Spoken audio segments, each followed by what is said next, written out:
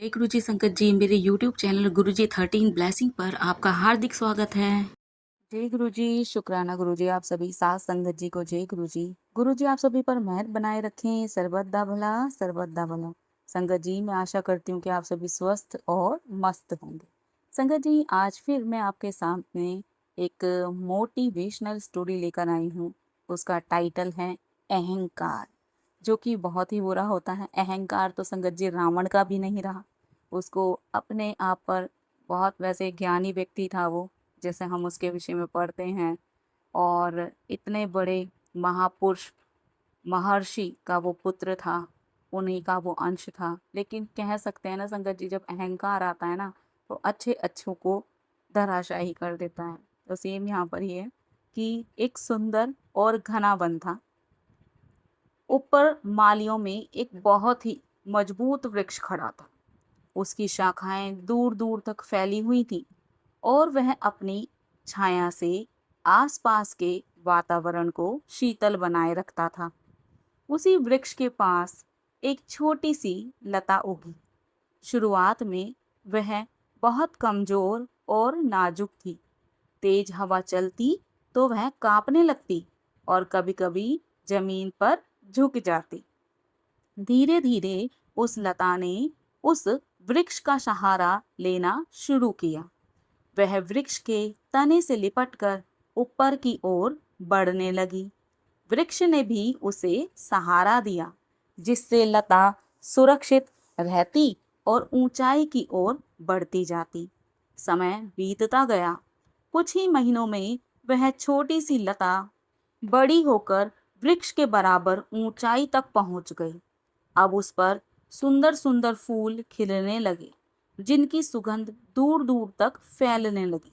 One में आने जाने वाले लोग उस वृक्ष और लता को देखकर बहुत प्रसन्न होते।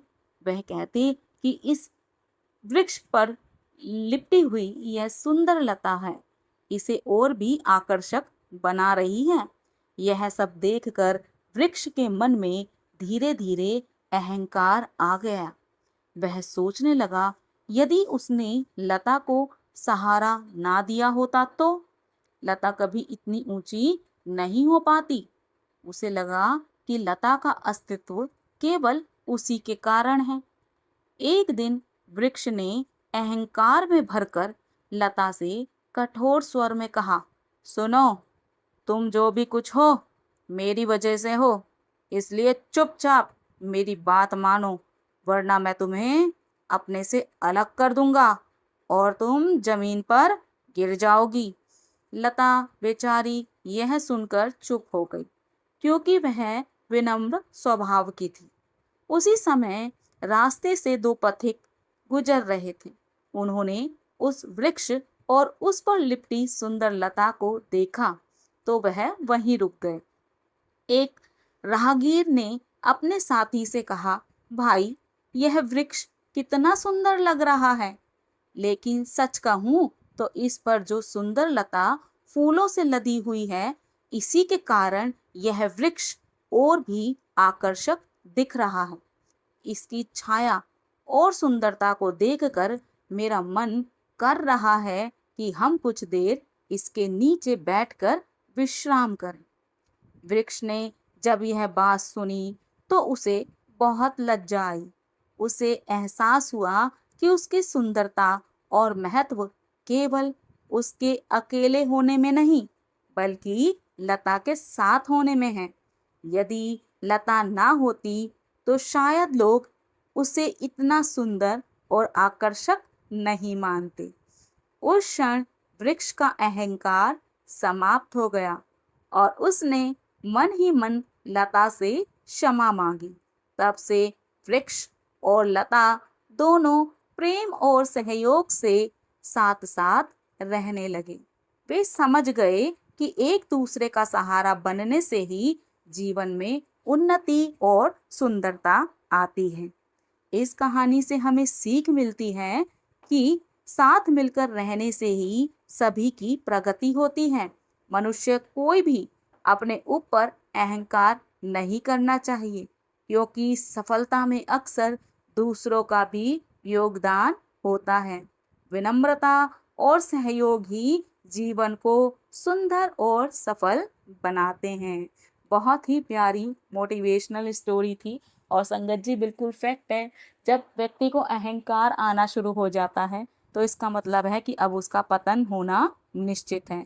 जिस तरीके से रावण का हुआ था और बहुत सारे ऐसे व्यक्ति हुए हैं जिन्होंने घमंड किया और धराशायी हो गए। जितने भी राक्षस कुल के राक्षस हैं वो तो आप सभी देख रहे हैं। क्योंकि जब पावर आती है ना संगत जी, और ये तो राक्षसों की बात तो छोड़ दीजिए, हम इंसानों की बात करते हैं। एक मामूली इंसान है, जब उसको पावर आती है ना संगत जी, वो इंसान को इंसान नहीं समझता। वो उसका इतना शोषण करने की सोचता है कि वो सोचता है कि मैं ही भगवान हूँ और मेरे ही रहने से सूरज चांद तारे सब कुछ निकल रहे हैं। लेकिन वो भूल जाता है कि उसके ऊपर भी एक साक्षात भगवान बैठे हैं और उसका अंत जरूर निश्चित है। जो धरती पर आया है वो गया भी है। इसलिए अहंकार नहीं करना चाहिए, सबके साथ प्रेम भाव से रहना चाहिए। अगर आपकी किसी से नहीं बन रही तो हाथ जोड़कर वहां से खड़े हो जाइए।